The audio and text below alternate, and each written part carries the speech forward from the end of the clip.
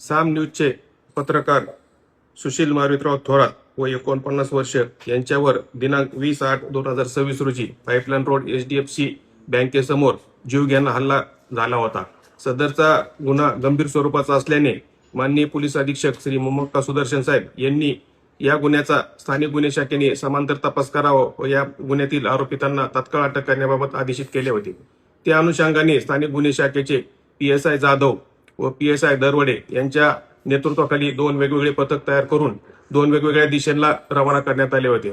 सदर गुन्ह्यातील CCTV footage तसेच तांत्रिक माहिती, गोपनीय माहिती व इतर आवश्यक गोष्टींचा उपयोग करून तपासात जे काही गोष्टी आवश्यक आहेत त्यांचा उपयोग करून सदर आरोपींचा शोध घेत होतं।